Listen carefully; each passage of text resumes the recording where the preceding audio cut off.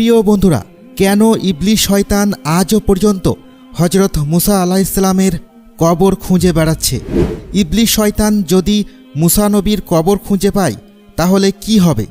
আর কেনই বা হজরত মুসা আলাইহিসসালামের কবর মোবারক মানুষের চোখের আড়ালে আছে? খুবই তথ্যবহুল টপিক নিয়ে হাজির হয়েছি, তাই ভিডিওটি শেষ পর্যন্ত দেখতে থাকুন। আসসালামু আলাইকুম প্রিয় বন্ধুরা, আশা করি আপনারা সকলেই ভালো আছেন। প্রিয় বন্ধুরা, ইসলামের ইতিহাসে হজরত মুসা আলাইহিসসালাম সকল নবী রাসূলদের মধ্যে একজন বিশিষ্ট নবী এবং আল্লাহর মনোনীত একজন বিশেষ পয়গম্বর ছিলেন। হজরত মুসা আলাইহিসসালামের মহত্বের কথা কুরআন মাজিদে সবচেয়ে বেশিবার উল্লেখ করা হয়েছে। কুরআন মাজিদের 30 পারার মধ্যে 28 পারাতেই মুসা আলাইহিসসালামের কথা বলা হয়েছে। 36টি সূরায় তার নাম 120 বার এসেছে। নবী রাসূলদের মধ্যে হজরত মুসা আলাইহিসসালামকে সবচেয়ে বেশি সংখ্যক মোজেজা আল্লাহ তাআলা দিয়েছিলেন। কুরআনে হজরত মুসা আলাইহিসসালামের ফজিলতপূর্ণ জীবন এবং তার ইসলাম প্রচারে অবদান অনেক শ্রদ্ধার সাথে বর্ণনা করা হয়েছে। কিন্তু খ্রিস্টানদের ধর্মীয় কিতাব বাইবেলে কিছু আয়াতে হজরত মুসা আলাইহিসসালামের ব্যাপারে একেবারে ভিন্ন কথা উল্লেখ করা হয়েছে। বাইবেলে হজরত ঈসা আলাইহিসসালামের উম্মতের সামনে অন্যান্য সব নবীর উম্মতদেরকে কম নিয়ামতপ্রাপ্ত বলে আখ্যায়িত করা হয়েছে। বাইবেলে ভাগ্য নির্ধারণ সম্পর্কিত আয়াতে এই কথা উল্লেখ আছে যে হজরত মুসা আলাইহিসসালাম তার উম্মতদেরকে মিশর থেকে বের করে অনেক বড় ভুল করেছিলেন, যে অপরাধের কারণে আল্লাহ তাআলা তাকে শাস্তি দিয়েছিলেন। বাইবেল অনুযায়ী আল্লাহ তাআলা হজরত মুসা আলাইহিসসালামকে ওই জায়গা দেখিয়েছিলেন যে জায়গা তার পূর্বের নবী রাসূলদেরও জায়গা ছিল, যেখানে তাদের উম্মতেরা বিস্তৃত ছিল। আল্লাহ তাআলা হজরত মুসা আলাইহিসসালামকে ওই স্থান দূর থেকে দেখিয়েছিলেন এবং তাকে কখনও সেই স্থানে যেতে নিষেধ করেছিলেন। ধারণা করা হয় বাইতুল মুকাদ্দাসে মুসা আলাইহিসসালামের মৃত্যু হয়, কিন্তু তার কবর কোথায় তা আজও জানা যায়নি। খ্রিস্টান মাজাবের ইলমে কিতাবে উল্লেখ করা হয়েছে যে শয়তান হজরত মুসা আলাইহিসসালামের কবর এখনও খুঁজছে। এটি আসলে বাইবেলের নিউ টেস্টামেন্টের কিতাব, যা মূলত এই তথ্যের উপর প্রতিষ্ঠিত। সেখানে এটি বলা হয়েছে, কিন্তু ফেরেশতা মিকাইল আলাইহিসসালাম হজরত মুসা আলাইহিসসালামের লাশকে নিয়ে ইবলিসের সাথে দ্বন্দ্ব করার সময় ইবলিসের বিরুদ্ধে নালিশ করার সাহসিকতা দেখায়নি, কিন্তু এটা বলেছিল যে তোমার উপর আল্লাহর লানত বর্ষিত হোক। কিছু খ্রিস্টানদের মতে এই আয়াতকে কোনোভাবেই অবহেলা করা যায় না। অত্যন্ত গুরুত্ব সহকারে এই আয়াতটি পর্যবেক্ষণ করা উচিত, কারণ এই আয়াতেই আল্লাহ তাআলা এবং ইবলিসের মধ্যে হজরত মুসা আলাইহিসসালামের কবরের অবস্থান নিয়ে এক বিস্ময়কর লড়াইয়ের দৃষ্টান্ত বর্ণনা করা হয়েছে। আর একদলের ভাবনা হচ্ছে এই রকম যে ইবলিস হজরত মুসা আলাইহিসসালামের কবর এই জন্য তালাশ করছিল যাতে করে সে তার দেহ মোবারককে কবর থেকে উঠিয়ে তার লাশের সম্ভ্রম ছিনিয়ে নিয়ে বেইজ্জতি করতে পারে।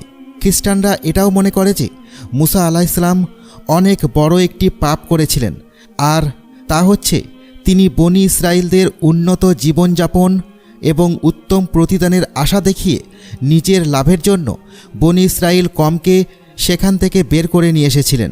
আর এ কারণেই আল্লাহ তাআলা তার থেকে তার সকল মোজেজা ফিরিয়ে নিয়েছিলেন এবং তার জীবন কেড়ে নিয়েছিলেন।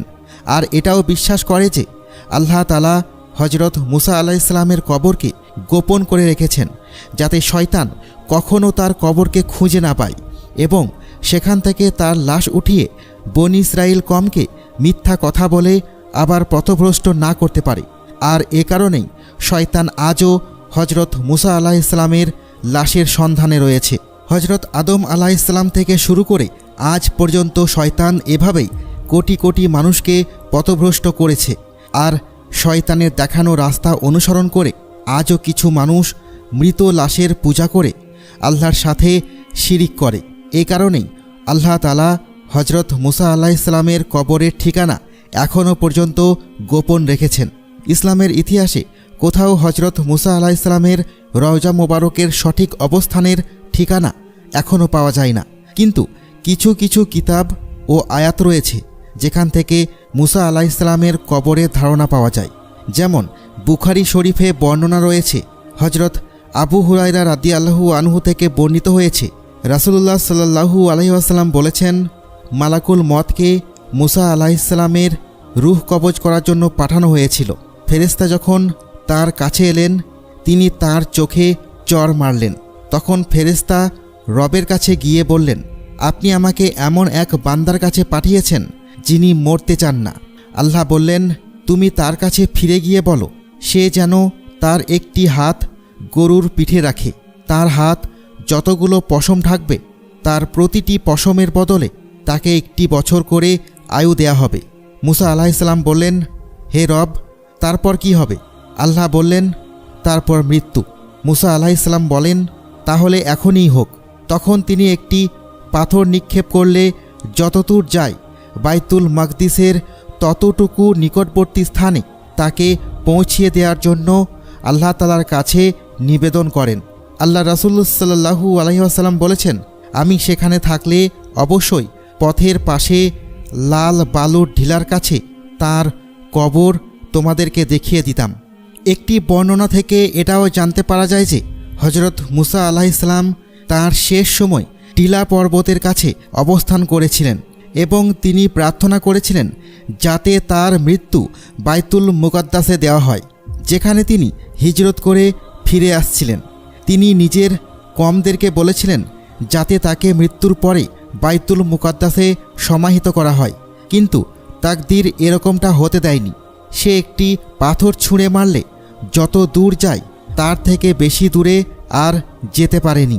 এজন্যই মহানবী সাল্লাল্লাহু আলাইহি ওয়াসাল্লাম বলেছেন যে যদি আমি ওখানে থাকতাম তাহলে ওই পাহাড়ের নিচে তার কবর মোবারক দেখিয়ে দিতে পারতাম। আরও একটি বর্ণনা হতে এটাও জানা যায় যে একদা হজরত মুসা আলাইহিসসালাম একটি কবরের পাশ দিয়ে যাচ্ছিলেন। তিনি দেখলেন সেখানে একজন ফেরেশতা একটি সুন্দর কবর খুঁড়ছে। তিনি এত সুন্দর কবর দেখে মুগ্ধ হয়ে গেলেন এবং জিজ্ঞাসা করলেন, হে ফেরেশতাগণ, এটি কার কবর? তখন ফেরেশতারা বলল, এটি আল্লাহর একজন নেক বান্দার কবর। তুমি যদি চাও এই কবরটি তোমার হোক তাহলে তুমি এখানে শুয়ে পড়ো। আর হজরত মুসা আলাইহিসসালাম ঠিক তাই করলেন এবং সেই কবরেই তিনি শেষ নিঃশ্বাস ত্যাগ করলেন এবং ফেরেশতাগণ তাঁর জানাজা পড়িয়ে তাকে সমাহিত করলেন।